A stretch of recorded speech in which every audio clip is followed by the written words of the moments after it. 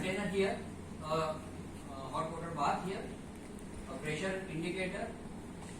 There is a glass cylinder which acts as a volume indicator, and then you have temperature of air inside the container here and temperature of water.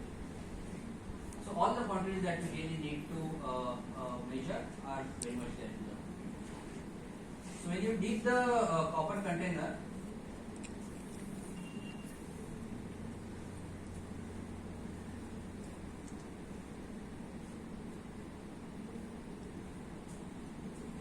you can look at the piston movement.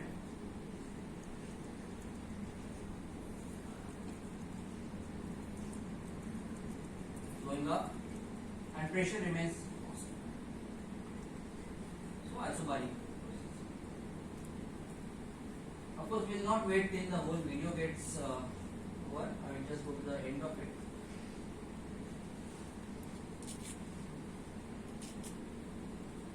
So students can note down these change in positions and they can get delta V and calculate the work. So in this, the tasks involved are observe changes in piston position, temperature of air in the container, pressure of air in the container, and then they can calculate the work done, calculate mass of air in the container and connecting pipes, complete wherever there is, and then calculate change in internal energy, add these two, work done and change in internal energy, and equate it to MCP delta T and calculate CP. And CP matches with the value, the data book value of CP per air. So this is an experiment.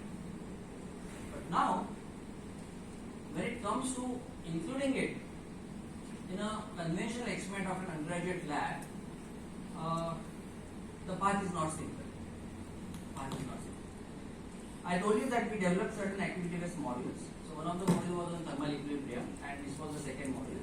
The module on thermal equilibrium, we recorded certain videos, and we shared those videos with some of our past exposure camp teachers. They used it during their teaching of the topic.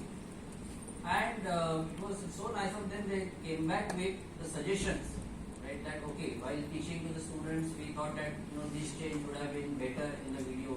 So can you do that? Certain examples that you have taken, can you change those examples? So we got feedback on the video, but the actual experiment, getting into the system, okay, was still not done for some months. But what is the basic criteria? Some basic criteria for any experiment to get into the undergraduate lab. If you look at the apparatus point of view, less initial preparation of apparatus is needed. You cannot have the lab staff running around every time to do some kind of adjustment, get few things. Robustness of apparatus, because many batches of students will be handling the apparatus year after year, so the apparatus should be quite robust enough, repeatable enough. Easy replacement and repair. One should not really depend on someone to come and then start fiddling around with it, and charge you handsome. But you should be able to do it in your lab. From student's point of view, it should be doable for majority of the students. It should not happen that it's so difficult to do that only maybe 2 or 3 students can do it, and maybe rest of it just depend on those two. It should be doable by most of the students. Their skill should be tested in taking the data, analyzing the data,